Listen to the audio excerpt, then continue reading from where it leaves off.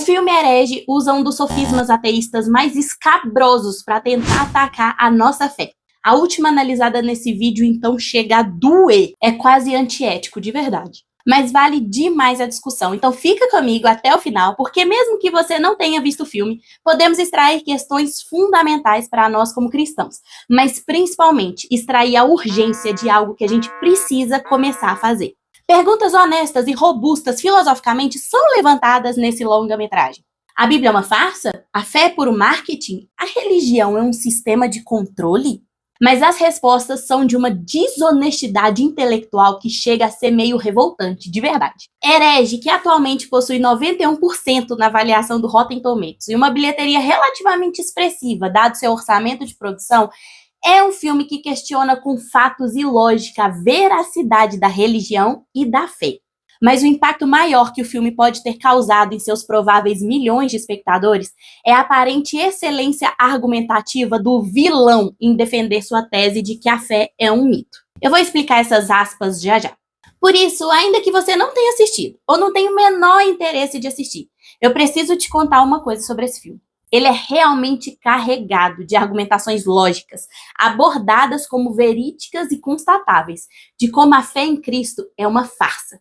E a aparente excelência do filme nessa abordagem pode sim abalar a fé de muitos que vão dar um play inocente nesse filme, com um balde de pipoca na mão, achando apenas, que vão passar os próximos 111 minutos descansando, enquanto são entretidos com um suspense aclamado. E podem terminar de ver o filme com a cabeça explodindo de dúvidas, ou até mesmo descrença. Meu nome é Thaís Rodrigues, esse é o canal A Boa Parte, e no vídeo de hoje vamos passar pelos principais argumentos ateístas levantados no filme Herege, de 2024, e em sua tentativa de atacar nossa fé. Alerta de spoiler, o ataque não funciona. Ou não deveria funcionar.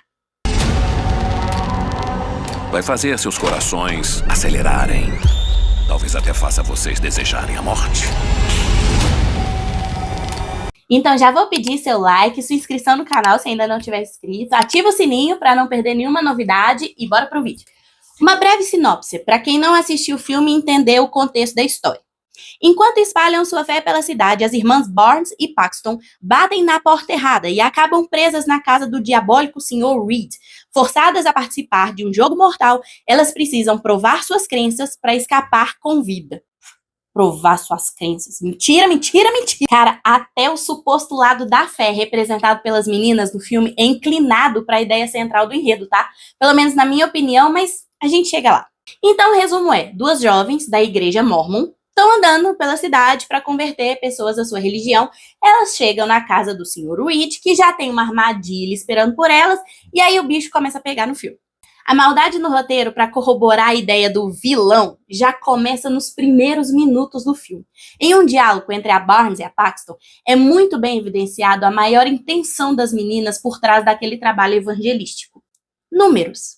A Paxton se mostra claramente decepcionada, e com um resquício de inveja, na verdade, quando Barnes diz que já converteu umas 9 pessoas, enquanto ela ainda não tinha convertido ninguém. E onde está a maldade do roteiro aqui? Já inseriu os telespectadores na perspectiva distorcida de que ganhar almas está relacionado, na verdade, com metas, onde o maior objetivo dos cristãos ao evangelizar é gerar aderência e não salvação. E é esse um dos argumentos do ateu durante o filme. Evangelistas e missionários nada mais são do que vendedores de uma organização, que tem como prioridade arrecadar novos membros, para enriquecer esse instrumento de controle social que é a religião. Até a escolha da vertente religiosa para ser abordada no filme foi muito bem pensada. Os Mormons, a Igreja de Jesus Cristo dos últimos dias. Porque assim, igual os Testemunhos de Jeová, eles têm a cultura de bater de porta em porta, abordar pessoas na rua, em suas casas, para apresentar Deus e a doutrina que professam. E aí fica muito mais fácil criar a analogia do vendedor que bate de porta em porta para vender seu produto, como esse tipo de prática. Pegou? E é óbvio que isso é uma realidade hoje. Quantas igrejas não estão mais preocupadas com números e lucro do que com tirar as pessoas do inferno de verdade? No vídeo que falamos sobre cristãos precisarem ou não da igreja, falamos bastante sobre isso. Se você ainda não viu, vou deixar o link na descrição. Mas precisamos nos lembrar que o modelo falho não representa a ideia que o fundamentou. A distorção daquilo que é divino não é algo divino. Então, quando vemos homens declarando que são de Deus, mas que estão roubando, enganando ou usando a fé como um mecanismo de enriquecimento, ou com qualquer outra intenção que não seja aquela sobre a qual Jesus declarou, a própria Escritura dá nome a eles: lobos em vestes de cordeiro. E esse é o primeiro erro do filme para mim. Tratar algo falho e deturpado como a execução plena da regra. Corações realmente voltados a Deus não evangelizam por egoísmos humanos. Evangelizam porque são chamados a declarar as maravilhas daquele que nos tirou das trevas e nos levou para a sua gloriosa luz. Nós falamos de Jesus porque cremos que ele é a vida em abundância, que nele há vida verdadeira e que ele é aquele que dá significado e propósito a todos nós. Evangelizamos porque experimentamos o amor de Cristo e esse amor nos ensina a necessidade de salvar aqueles que estão indo para a condenação eterna. Ver pessoas vivendo uma vida libertina, fundada no pecado e sendo tragadas pelo diabo é algo que traz, ou deveria trazer, desespero ao coração de um cristão genuíno. Então, quando eu falo de Jesus para alguém por intermédio do Espírito Santo, eu não estou tentando aumentar o número de membros da minha denominação. Eu estou tentando livrar almas do inferno. E detalhe, esse olhar de descaso por vidas e almas vindo de religiosos retratados no filme é desenhado até mesmo vindo da liderança das meninas para com as meninas. O líder da igreja das meninas percebe que a Paxton e a Barnes ainda não voltaram, e já tá tarde, de noite, então ele vai procurar por elas. Tem uma cena que ele tenta descrevê-las para um casal, para ver se elas tinham sido vistas dali na cidade. E ele fala com uma cara de que não sabe quem elas são direito, que as duas estavam vestidas com as roupas parecidas. Essas são as roupas que as meninas estavam usando. Cara, o contraste não poderia ser maior. Intencionalmente, é claro. Porque você sente, de novo, o filme construir aquela áurea por meio desses retratados como supostamente religiosos, que eles só querem resultados e desdenham totalmente as almas das pessoas. E é disso que eu tô falando quando eu digo que o roteiro mente em dizer que a história do filme vai ser da fé contra a descrença. Porque até mesmo os personagens que representam o lado da fé são usados para corroborar as ideias do suposto vilão, entendeu? Mas essa é só a primeira e, sinceramente, a menos problemática das falácias que o filme trata como verdade. Vai ficar pior. Muito pior. O Sr. Reed, ainda se passando por um homem intelectualmente curioso a respeito da religião delas, traça os primeiros diálogos inquietantes da história. Ele conta como estudou profundamente várias religiões na intenção de encontrar a religião verdadeira e que todas elas, quando colocadas no microscópio, se provam falsas. Nesse ponto do vídeo, eu peço licença para contar de forma bem breve um ponto decisivo da história da minha conversão, que joga por terra esse argumento trazido no filme. Um certo tempo depois de ter ido a um culto e ter sido tocado pelas mensagens do evangelho naquela noite, eu comecei a devorar livros sobre o cristianismo. Eu sempre gostei de me aprofundar em assuntos que eu tenho interesse, então eu comecei a ler livros sobre questões centrais da fé cristã para realmente entender tudo melhor. Um dia, eu estava no intervalo do meu trabalho lendo um livro chamado Desconforme-se, do pastor Richard Guerra, e foi nesse livro que eu li uma frase que causou um dos maiores impactos na minha fé, mudando minha vida completamente a partir daquele dia. A frase era: por que você é um cristão? A pergunta estava inserida num contexto real de questionamento. Ah, você crê porque é o que te disseram desde que nasceu? Porque nosso Deus é o único verdadeiro, não os outros milhares pelo mundo afora? Por que você acredita na Bíblia? Essa era a reflexão que o livro levantava. Naquele momento eu fui invadida por algo que só pode ser descrito como desespero.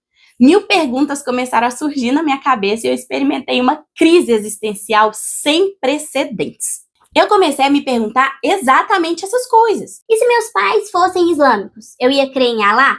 Eu acredito que a Bíblia é a palavra de Deus porque me disseram que era, mas será que é mesmo? Um sentimento de incredulidade massivo tomou conta do meu coração. E naquele mesmo momento eu disse para mim mesma: eu tenho que descobrir a verdade. Meses de profundo estudo se seguiram depois desse dia. Eu almoçava lendo, eu jantava lendo, e quando eu não podia ler, eu estava de fone de ouvido, ouvindo palestras, debates, documentários, enfim. E eu não mergulhei nessa pesquisa buscando defender a minha fé. Eu entrei com um olhar altamente cético e imparcial. Eu li Richard Dawkins, pelo amor de Deus. Eu estudei a teoria da evolução e tudo quanto é argumento ateísta que você imaginar. E eu fazia isso para ter acesso ao ponto de vista de ambos os lados. Então, quando eu iniciava o estudo de um ponto, vamos supor, a origem do universo, eu aprofundei na defesa cristã e na criação segundo Gênesis, mas também na defesa teísta e na ausência absoluta de um fator criativo para a origem da vida. Então, eu seguia sob um olhar neutro, disposto a ouvir os dois lados e decidir quem tinha o melhor argumento.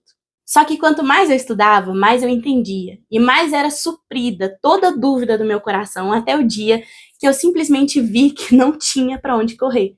Deus é real, a Bíblia é sua palavra registrada e infalível, e Jesus, o Filho de Deus, morreu em uma cruz para me salvar.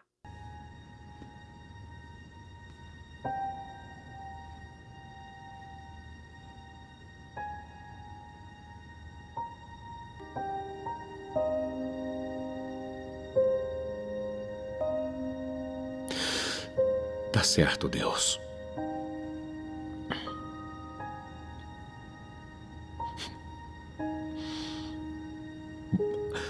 Você venceu. Existe uma frase geralmente atribuída a Pasteur, apesar de não haver registros oficiais quanto a isso, mas ainda assim é uma frase resultante da formulação da ideia de outro grande nome no mundo acadêmico, científico e filosófico, que foi Francis Bacon, que diz assim: um pouco de ciência nos afasta de Deus, mas muito nos aproxima. Longe de mim dizer que o que eu fiz durante aqueles meses foi ciência avançada e um estudo suficiente para determinar a verdade absoluta do universo. É óbvio que estudos mega aprofundados vão levantar questionamentos mais robustos e mais desafiadores. E o que eu vi acontecer? Quanto mais fundo eu ia, mais complexos eram os questionamentos. Mas realmente, quanto mais eu estudava, mais clara a verdade ficava diante dos meus olhos.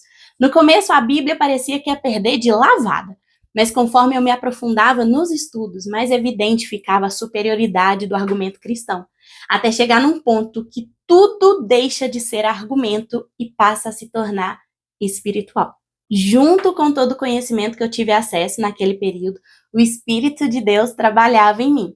Até que um dia, em meu coração, queimou algo que fez também queimar minhas ideias. E foi quando chegou o dia que os dois, mente e espírito, em sintonia, reverenciaram a soberania de Deus juntos. A certeza da existência e amor do Senhor nunca mais me abandonaram. Eu vi, eu li, eu ouvi, até que Deus se revelou plenamente imperioso e supremo sobre todas as teorias que rondam o universo. Ele vence essa batalha. Então, quando no filme o Sr. Reed diz que se aprofundou em todas as religiões e não encontrou veracidade em nenhuma delas, o filme, mais uma vez, levanta a falácia de que fé é incompatível com a lógica, de que ciência e religião são antagônicas e que a crença é só falta de estudo e de intelectualidade. Aquela velha história de que só gente que não estuda acredita na Arca de Noé ou na ressurreição de Cristo. Homens e mulheres brilhantes e cheios de fé ao longo de toda a nossa história geraram contribuições revolucionárias na ciência, na filosofia, bem como em todas as áreas fundamentais da humanidade. Mostrar a figura de um ateu como superior intelectualmente a uma pessoa cristã, pressupondo uma diminuição da capacidade cognitiva de quem tem fé em Deus por causa das suas crenças, é uma das maiores imoralidades intelectuais que infectam o meio acadêmico social até hoje. Então, sim, pessoas cheias de fé em Cristo Jesus podem ser inteligentes. E muito inteligentes. Isaac Newton, Pasteur, Mendel, Tolkien, Pascal, C.S. Lewis, Kepler, Michael Faraday e tantos outros gênios e, ora, vejam só, cristãos. Seguindo o enredo, um pouco mais à frente, quando o clima de tensão já se revelou na história e as meninas já perceberam que algo de errado não tá certo ali, elas ouvem um discurso rebuscado e muito bem fundamentado historicamente, é o que ele quer que você pense, sobre algo que é chamado de mitologia comparada. O Sr. Reed narra nessa cena a similaridade de 3 figuras mitológicas, Mitra, Horus e Krishna, com a narrativa bíblica sobre o Messias. Só que, oh não, essas figuras são muito mais antigas que o Novo Testamento, ele diz. Nascimento virginal, 12 seguidores, um prometido salvador, a figura da cruz, a capacidade de andar sobre as águas, ressurreição, ascensão aos céus. Tudo isso e muito mais seriam referências já existentes e mitologias muito mais antigas ao registro da história de Cristo Jesus que está nas Escrituras. Ou seja, muito provavelmente nosso fundamento de fé seria uma coletânea de narrativa de deuses pagãos antigos, segundo o filme herege. E agora? Nos pegou, não é verdade? No mínimo inquietante, não é? Não é. E quer saber por quê? Não existe... Não, pera, eu vou até falar essa bem pertinho do microfone para ficar bem claro o que eu vou dizer. Não existe comprovação nem registros históricos realmente confiáveis, academicamente, que comprovam nenhuma dessas narrativas. Nenhuma. Tá bom, de onde o filme tirou isso então? Te conto agora. Você já ouviu falar do documentário Zeitgeist? É um longa-metragem produzido de forma independente que possui entre seus temas religião e história. Nesse documentário, eles se utilizam justamente da área de pesquisa da mitologia comparada, que é real e alvo de estudos de muitos historiadores. Mas o problema é que Zeitgeist mistura fatos verdadeiros com afirmações sem nenhum tipo de base sólida ou fonte confiável. Sacou a gravidade do negócio? Muitas das supostas coincidências narradas no documentário, como o caso de Horus ter 12 discípulos, nascer dia 25 de dezembro e ter sido crucificado, por exemplo, não possuem, repito, não possuem registro histórico confiável atestado, muito menos evidências arqueológicas. O documentário em si não segue nenhum método histórico rigoroso quanto a essas alegações. Não mostra referências verificáveis, comete uns erros quanto a tradições que nunca coexistiram e é só uma palhaçada mesmo. O trem é tão mal feito que historiadores consideram a obra mais uma propaganda ideológica do que uma pesquisa histórica de fato e não consideram uma fonte histórica confiável. E ao contrário dessa jossa, dessa produção, eu vou te dar referências confiáveis aqui agora, tá bom? Maurice Case, estudioso do Novo Testamento e contexto judaico-histórico, mostra erros factuais na narrativa do documentário e as fontes não confiáveis que eles usaram. Chris Forbes, especialista em história greco-romana, diz que o documentário é algo totalmente inventado e sem valor acadêmico. The claims about this particular sky god then, Horus, are that he was born on December 25th, he was adored by 3 kings, he grew up, he had 12 disciples, he was crucified and then he was resurrected. Well, that sounds like the Jesus story. It does, because that's what it is. But it's not the Horus story. Oh, by the way, you left out born of a virgin. Born of a virgin, indeed. Yes, except that his mother Isis wasn't a virgin, and there's no suggestion in the Egyptian sources that she was. This whole list of parallels are true of Jesus, aren't actually true of Horus at all. The ancient sources don't mention these details? Well, it's very unlikely the ancient Egyptians would say he was born on December the 25th, because December's a Latin month. In other words, there's no connection at all.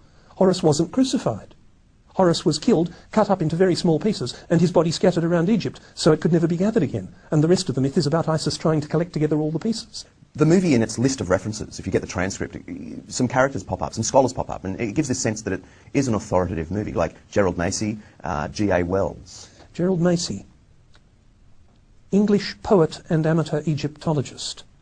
Not an expert, not an academic, not actually an historian at all. G.A. Wells, an academic, yes, professor of German literature, writer of popular books, trying to claim that Jesus is a myth.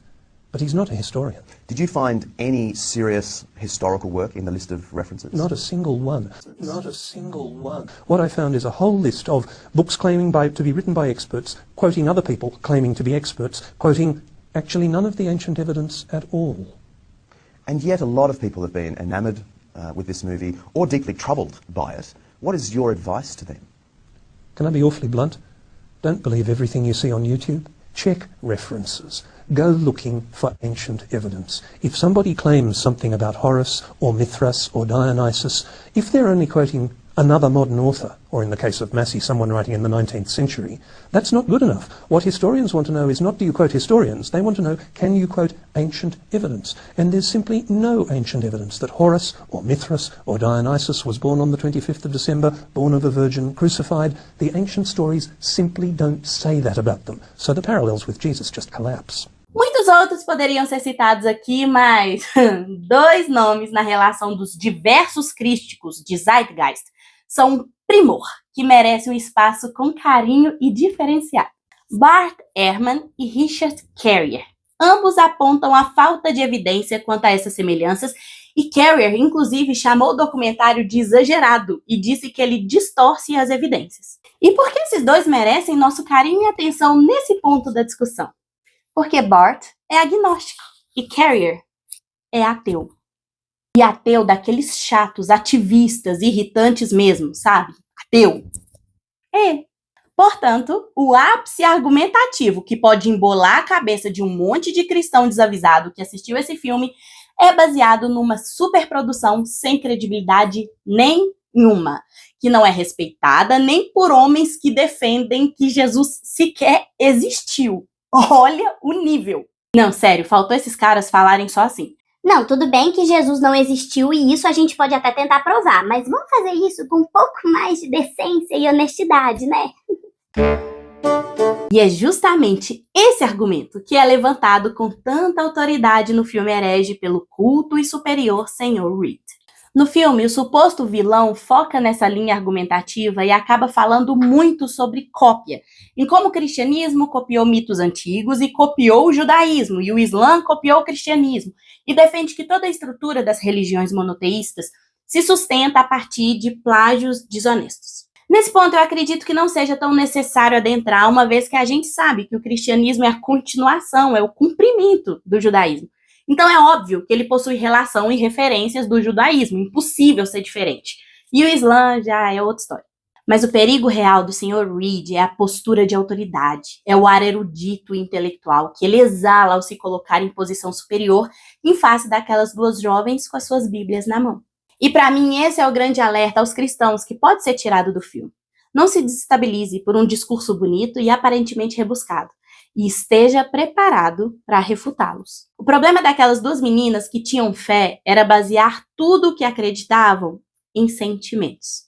Tem uma cena que o Sr. Reed pergunta sobre qual seria a comprovação da veracidade das escrituras, e Paxton responde: sabemos que é verdade pelo que nos faz sentir. E sim, isso é verdade. O Espírito Santo testifica uma série de coisas em nosso coração, nos fazendo sentir experiências poderosas e confirmações inegáveis. Mas com o estudo que eu adquiri ao longo desses anos de conversão, eu daria pelo menos mais uns 5 argumentos factuais e bem fundamentados historicamente falando, além de evidências sobre por que a Bíblia é verdadeira. E por que eu estou dizendo isso? Eu hoje sei que Deus é real. Eu sinto e vivo experiências com Ele que não me deixam mais duvidar. Mas, para defender a minha fé, o que eu sinto não pode ser meu único argumento. Em 1 Pedro, no capítulo 3, no versículo 5, as escrituras dizem: antes, santificai ao Senhor Deus os vossos corações, e estais sempre preparados para responder com mansidão e temor a qualquer que vos pedir a razão da esperança que há em vós. Jesus nos ensinou que devemos amar a Deus com toda a nossa alma, força e entendimento. Amá-lo através do entendimento é possuir convicção intelectual de quem ele é. É possuir conhecimento. Muito mais do que sentido, Deus também é constatável. Ele é defensável racionalmente. E cabe a nós a capacidade de elucidar evidências reais de sua existência. Precisamos estar preparados para responder à razão da nossa fé.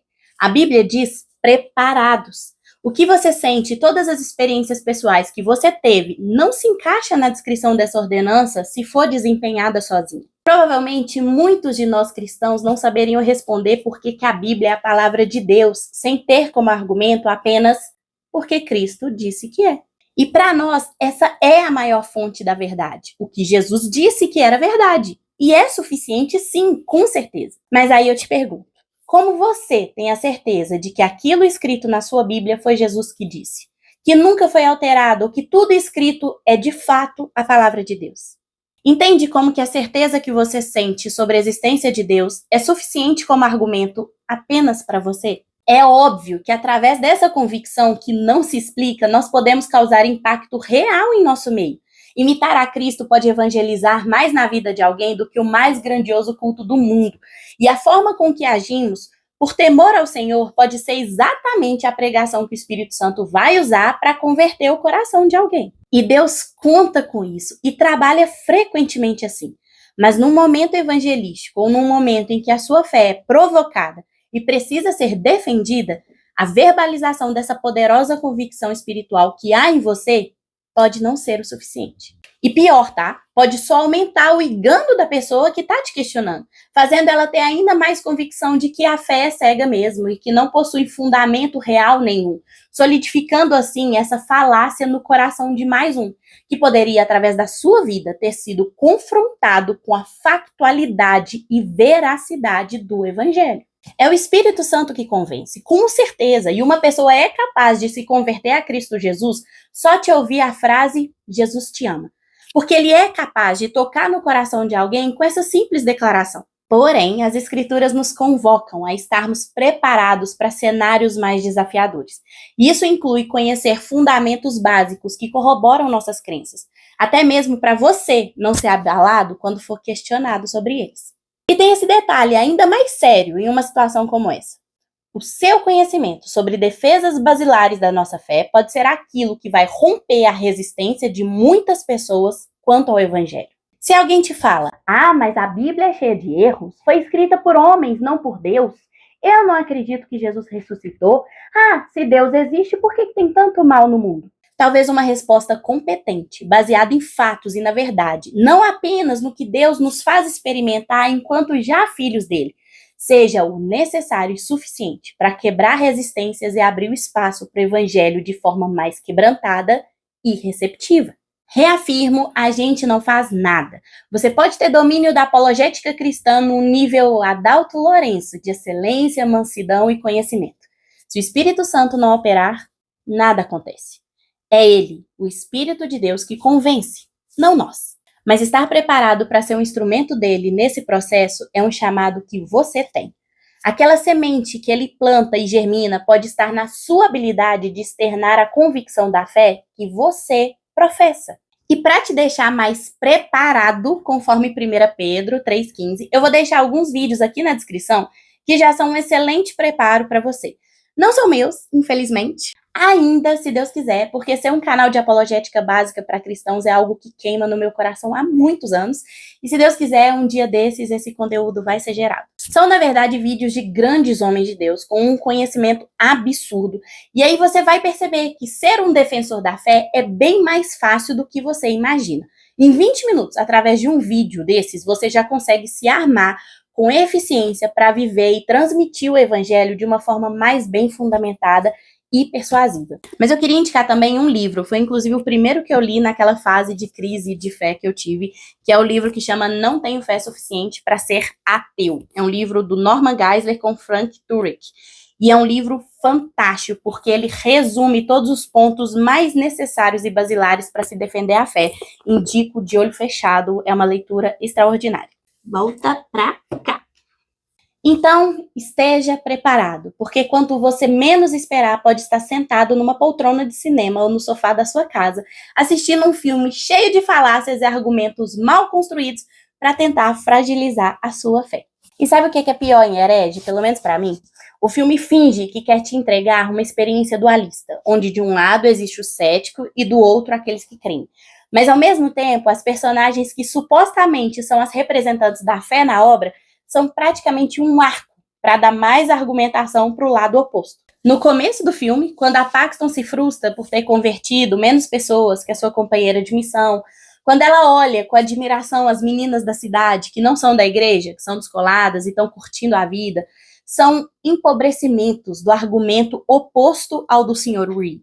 Até mesmo na decisão mais dramática que tem que ser tomada no filme, uma fé genuína não é explorada. Tem essa cena que o Sr. Reed escreve em uma porta crença e na outra descrença, depois de toda a aula ateísta fajuta que ele dá, e diz que elas têm que escolher se elas continuam crendo ou não. E elas, de fato, escolhem a porta da crença. Mas, só depois da Paxton escolher a porta da descrença, achando que terá mais chance de sobreviver se fingir concordar com aquele psicopata. Então, ela nega a fé pelo medo da morte. Entendeu? E depois também de a Barnes, que se impõe com coragem e faz com que a Paxton se junte a ela na porta da crença, mas faz isso sem demonstrar verdadeiramente que está escolhendo a porta da fé por se recusar a negar a Cristo.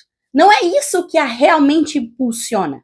Antes de abrir a porta da crença e partir para o destino incerto daquele porão escuro, ela diz assim: acho que ele está nos testando. E mostra como que aquela escolha foi, na verdade, mais uma estratégia para tentar destruir o jogo que elas foram obrigadas a jogar, do que de fato uma defesa da fé e uma imposição do que ela acredita. Entende? Acho que estamos sendo estudadas. Por isso que naquele final, e eu não vou dar spoiler, porque apesar de ser um filme complicado e tendencioso, com uns trem que me deixou muito revoltada, baseado no que a gente já conversou aqui, somando isso ao fato de que se trata de um suspense muito tenso e muito angustiante, com um jumpscare que é bem sinistro, apesar disso tudo, o final traz uma experiência que é significativamente profunda e bem-sucedida na intenção que ele se propôs. Não é o tipo de filme que você consegue prever o final, sabe? E isso, para quem admira a sétima arte, sabe que possui um grande valor. Mas porque nem nisso ele conseguiu me ganhar tanto. Mesmo que o final do filme tende a te conceder o direito de escolha, e isso é feito de forma quase poética no final do filme, porque reflete o que as meninas tiveram que passar, e aí traz essa mesma experiência para nós, espectadores, não foi eficiente para mim. Porque como eu captei durante todo o filme essas questões, como as defesas contra os argumentos do Sr. Reed serem feitas de forma muito rasas, e ele acabar sendo sempre o detentor da razão, e vários outros pontos sutis ao longo da história.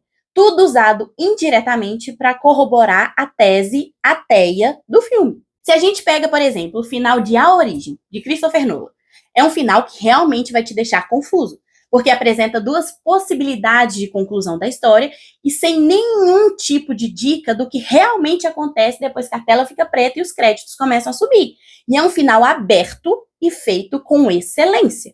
Aqui em Heresia eu já não tive essa sensação, porque fazer parecer que o final te dá uma margem de escolha a partir do que você acredita me soou até desonesto, para falar a verdade, porque para mim o filme deixa muito claro qual a conclusão que ele quer que você chegue. E não é da fé, acredite. Mas por que eu ainda diria que a experiência do final do filme valeria assistir? Porque estávamos assistindo o filme eu, minha mãe e meu irmão. E os dois enxergaram o final oposto do meu. Então talvez esses pontos que evidenciam tanto que o próprio filme quer te induzir para uma certa conclusão, para uma escolha, não sejam tão evidentes assim. Para mim, foi muito perceptível essa desonestidade, como já falei do filme, em falar sobre a escolha, em fingir que vai te dar uma escolha, mas te induzir através de detalhes muito bem pensados a escolher aquilo que o filme quer que você escolha, o lado do Sr. Reed. Por isso, as aspas, quando eu chamei ele de vilão, porque para mim, o filme obviamente não defende o que aquele maluco faz, até porque, mano, é pesado. Mas por mais que o filme não incite a violência que o Sr. Reed promove, o filme com certeza incita a ideia que o Sr. Reed defende. Tipo 1, não concordo com o que ele faz, mas concordo com o que ele fala. Não concordo com o ponto que ele chegou para defender a verdade que prega, mas a verdade que ele prega continua sendo verdade. Entendeu? Talvez você não enxergue isso, minha mãe e meu irmão não enxergaram e conseguiram ver luz e beleza na mensagem do final do filme. Talvez você também veja. De qualquer forma, para mim, o perigo do filme herege é: ele faz a argumentação contra a fé e a igreja ter muito sentido. E se a sua fé não está madura, a chance de te causar dúvidas é muito grande. O filme começa o segundo ato com uma pergunta: qual é a religião verdadeira? E o filme acaba com uma suposta resposta, que não é nem de longe a verdadeira intenção do ato de evangelizar. O vilão, e para mim o roteiro, querem provar que a fé é puro marketing. Que cristãos entregam bíblias para pessoas que acabaram de perder tudo depois de um furacão, por exemplo, porque a dor de se perder tudo torna uma pessoa mais fácil de controlar. O filme tenta chamar missionários de vendedores, homens e mulheres que saem por aí pregando o evangelho apenas para enriquecer uma organização que anseia controlar seus adeptos. Não poderia haver mais amargura e falta de amor em declarações como essa. O amor genuíno por almas desconhecidas é impensável para alguém que não conhece o amor de Jesus. O anseio de ver nossos parentes, amigos ou até um estranho que senta do nosso lado no ônibus aceitarem o evangelho apenas para essas pessoas serem salvas, sem motivações egoístas, nem mesmo mérito próprio. Ah, não, tem que ter algo errado aí. Não faz sentido. E nunca vai fazer. O amor que Jesus nos permite experimentar não faz sentido para quem não conhece aquele que é o amor. Missionários, evangelistas, são motivados por algo que não se compra, não se vende, não se contabiliza. viver a vida abundante que há em Cristo e chamar outros para que experimentem dessa mesma graça, está refugiado em um amor tão puro que só quem conhece a fonte do amor verdadeiro é capaz de entender. Nós achamos a verdadeira religião. Achamos o Deus que sobrevive a qualquer análise no microscópio. E somos a nação mais feliz da Terra exatamente por isso.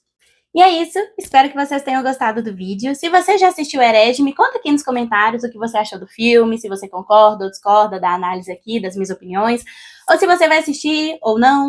Para quem ficou curioso, mas tem receio de ver por ser um suspense, até mesmo pelo jumpscare que eu já avisei que o filme tem, eu vou fazer o mesmo favor que o meu irmão me fez e vou colocar aqui o tempo exato que a cena acontece para você esconder a cara atrás do travesseiro, igual eu fiz. Valeu, Gustavo! Como eu disse, é um suspense muito tenso e angustiante. Se não é seu estilo de filme, não veja mesmo. Mas para quem é mais tranquilo, é bacana e vale pela discussão que o filme gera, tanto pelo seu teor quanto pelo final. Então, se você assistir, me conta aqui depois.